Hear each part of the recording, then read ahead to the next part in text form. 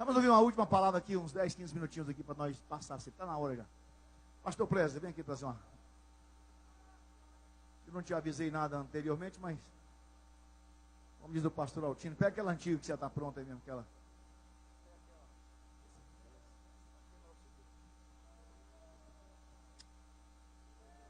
Aleluia! Pode tomar seu assento aí. Meus irmãos, a paz do Senhor. Glória a Deus.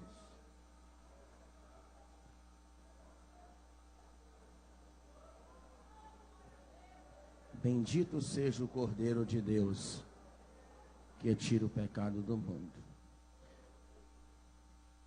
Vamos abrir a Bíblia Sagrada na carta que Paulo escreveu aos Coríntios, no capítulo de número 11. Primeira carta de Paulo aos Coríntios, capítulo de número 11, versículo de número 17. Quero louvar a Deus pela vida do pastor Marcivon, da pastora Ana Mirtes, de toda a sua casa. Na pessoa do pastor Altino, eu quero abraçar todos os companheiros de ministério. Abre aqui só o retorno para mim, querido, por favor.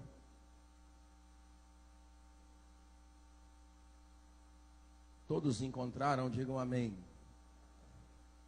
Nisto, porém, que vos prescrevo, não vos louvo, porquanto vos ajuntais não para melhor, e sim para pior.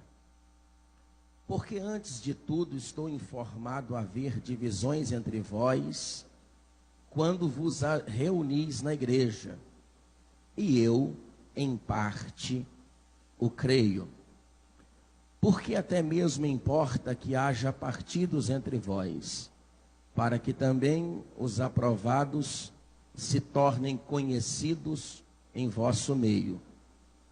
Quando, pois, vos reunis no mesmo lugar, não é a ceia do Senhor que comeis.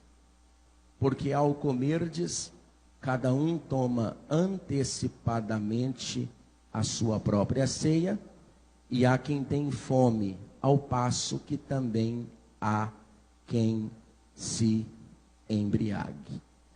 Queridos, o apóstolo Paulo, ele é o pai do postulado doutrinário das igrejas gentílicas. Todos nós sabemos que Paulo teve da parte de Deus a oportunidade de desenvolver 3 grandes expedições missionárias. Entre os anos 46 e 47 do primeiro século da Era Comum, Paulo teve a oportunidade de visitar 8 cidades. Entre os anos 50, 51 e 52, o apóstolo Paulo teve a oportunidade de pregar, fundar e estabelecer igreja em pelo menos 16 cidades. Dos anos 53, 54, 55 e possivelmente 56, dado a extensão do seu ministério em Éfeso, Paulo teria visitado pelo menos 24 cidades. A tradição histórica e arqueológica acredita que durante a estadia do apóstolo Paulo na cidade de Éfeso, pelo menos 4 milhões de asiáticos teriam conhecido acerca do nome de Jesus de forma direta e indireta através do ministério do apóstolo Paulo. Paulo sacode toda a região do Ponto, da Bitínia, da Capadócia, da Ásia Meridional, da Ásia Menor e da Acaia, sem Facebook, sem WhatsApp, sem Instagram, debaixo única e exclusivamente do poder, do Espírito e da glória de Deus. de todas as epístolas que nós encontramos no canone do Novo Testamento, a igreja que Paulo mais presta serviços ministeriais e doutrinário é a igreja de Corinto. Paulo teria passado pela região de Anfípolis, Apolônia, Tessalônica, Bereia, Atenas, feito uma conexão portuária e colocado seus pés em Corinto. Ali Paulo apacenta pelo menos 18 meses.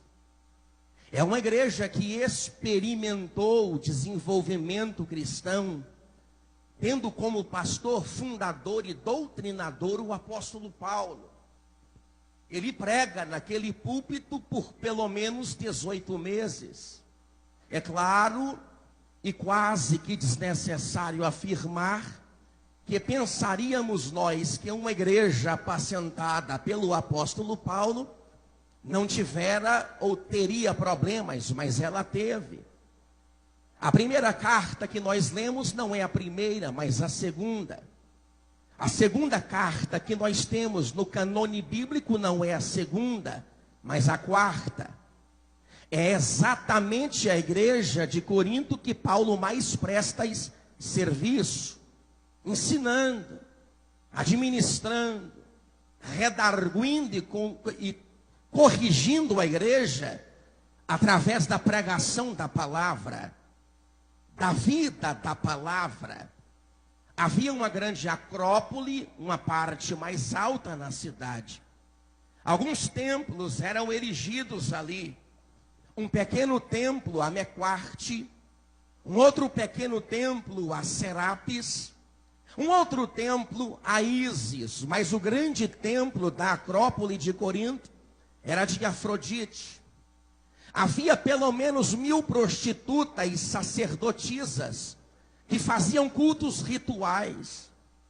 Todos os dias elas desciam para as partes mais baixas da cidade e atraíam, pastor Adílio, adeptos para subir lá para cima, glorificar a rainha da fecundidade, da licenciosidade, da promiscuidade. Ora, é quase que desnecessário afirmarmos que não temos na cidade um templo a Afrodite, mas nunca vivemos uma geração mais sensual do que essa geração. Faz-se necessária, debaixo do poder da glória e do Espírito Santo, que a igreja lavada, redimida e cheia do poder de Deus, viva o poder do Espírito Santo, para mostrar para a vida de quem vive uma vida sensualizada, do que maior do que viver o que se mostra no corpo, é aquilo que tem dentro da sua alma, o poder do Espírito e da glória de Deus. Paulo prega contra a imoralidade, Paulo prega contra ciúmes e contra divisão. A palavra divisão que Paulo usa aqui é a palavra cisma. A palavra cisma é o que a indústria tecnológica pega para determinar aquilo que ocorre como um tsunami. Aquilo que ocorre nas margens do submundo do solo. O deslocamento das placas tectônicas que balançam lá embaixo e dá um efeito aqui em cima. Paulo, quando vai falar sobre a Santa Ceia em Corinto, ele diz: quando vocês se reúnem para ceiar, vocês fazem qualquer outra coisa, mas não é a ceia do Senhor que comeis. Aí Paulo dá alguns motivos. O primeiro motivo é por causa da divisão na igreja. Ora, Paulo tinha sido informado pelos irmãos da casa de Cloe, que fizeram uma grande expedição de viagem para chegar até lá na igreja de Éfeso e dizer para Paulo que a cidade de Corinto estava balançada de divisão. Paulo olha, escreve, redargue e diz: a igreja do Senhor não é dividida, a igreja de Jesus Cristo ela é unida. Você pensa diferente do que eu, Você vive diferente do que eu. Você tem uma estrutura diferente do que a minha. Eu posso até desenvolver uma habilidade que você não desenvolva e vice-versa. Mas todos nós estamos aqui para levantar a nossa mão santa e glorificar a Deus sem ira e sem contenda. Porque o dono da casa está nesse lugar. Você pode glorificar o nome do Senhor? Aí Paulo fala que há 3 grupos. Quantos grupos? O que come antes, o que não come e o que come demais. Paulo fala, quando vocês se reúnem, existem aqueles que comem antecipadamente. São soberbos. Aqueles que estão na igreja, mas que são egoístas. Não são capazes de compartilhar com ninguém aquilo que trouxe, querido. A Santa Ceia não é minha e nem sua. Ela é do Senhor. Este irmão que está do seu lado, ele veio aqui para glorificar e bendizer ao nome do Senhor contigo. Você está aqui para tolerar este que está do seu lado e glorificar a Deus pela vida dele. O que come demais, tem aquele que come tudo. Ele veio e come tudo. A Santa Ceia era uma estrutura diferente da nossa aqui hoje. E consequentemente tem quem come antes, quem come tudo, e tem quem passa fome. Quem não tem nada. O que a Bíblia está dizendo aqui? A Bíblia está dizendo que Santa Ceia é comunhão. Fala comigo, comunhão. Fala comigo, comunhão. Do corpo e do sangue. Querido, olha para cá. Ninguém fala a poder no corpo. Ninguém fala a vida no corpo. Ninguém fala, eu te repreendo pelo poder do corpo. Toda manifestação intercessória é do sangue de Jesus. Eu te explico por quê e fica de pé agora.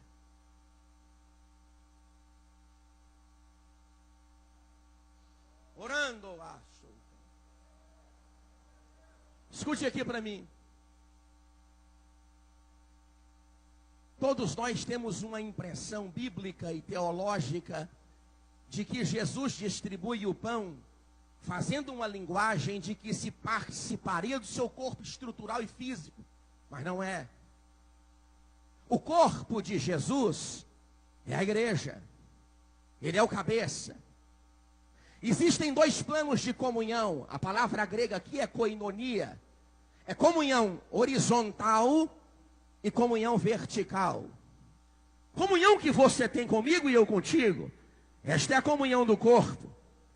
A comunhão do corpo não é a comunhão que você tem com a estrutura física de Jesus. Não. A comunhão do corpo é a comunhão que você tem com o teu irmão. É por isso que a comunhão do corpo, ela é dada primeiro. Porque eu não posso participar da comunhão do sangue se eu não experimentar a comunhão do corpo.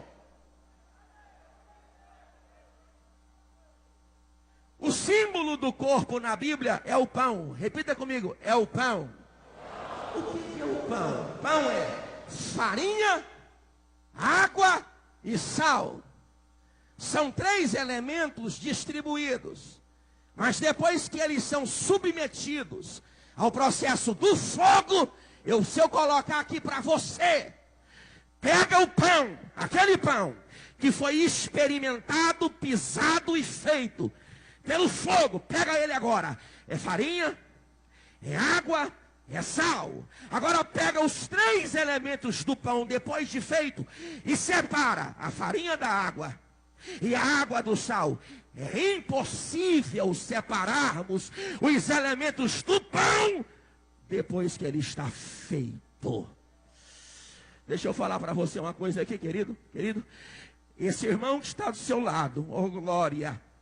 Esse irmão que está do seu lado é o pão com quem você precisa ter a comunhão nesta noite. Esse irmão, pastor, mas eu não aguento, tem que aguentar. Pastor, mas eu não suporto, tem que suportar. Pastor, mas ele é diferente do que eu, tem que aguentar. Pastor, mas ele é enjoado demais, mas Jesus morreu por ele. Tem gente que quer beber do sangue para manifestar a comunhão com Cristo, mas não quer pegar do pão para manifestar a comunhão com o seu irmão. Deixa eu falar para você, perdoa ele.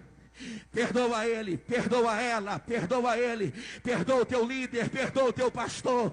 Igreja não é lugar de briga, igreja não é lugar de racha, igreja é firmeza. Levante a sua mão e dá o seu maior glória a Deus. Depois eu estou devolvendo ao pastor que você experimenta do corpo, aí você tem legalidade moral para participar da comunhão do sangue. Sem derramamento de sangue, não há remissão de... Levante a sua mão. Você que tem problema contra qualquer pessoa aqui nesta casa, você que tem problema contra teu pai, contra tua mãe, Deus está dizendo para você, tu só habilitarás para participar do meu sangue se você conseguir liberar o perdão para o corpo que está do teu lado. Agora pega na mão desse irmão que está do seu lado. Ele pensa diferente, cheira diferente, vive diferente, é diferente do que você, mas ele é corpo. Ele recebeu da parte de Deus a glória e o poder da palavra. Jesus está dentro dele, a glória está dentro dele. Ele é diferente, mas ele é o pão, ele é o corpo de Cristo. Você pode glorificar e bem dizer ao nome de Jesus.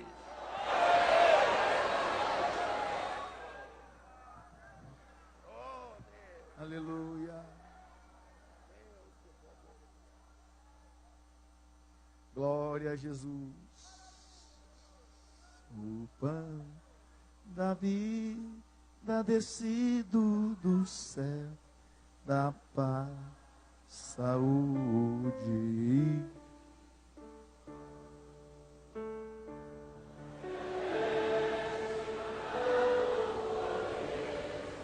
É que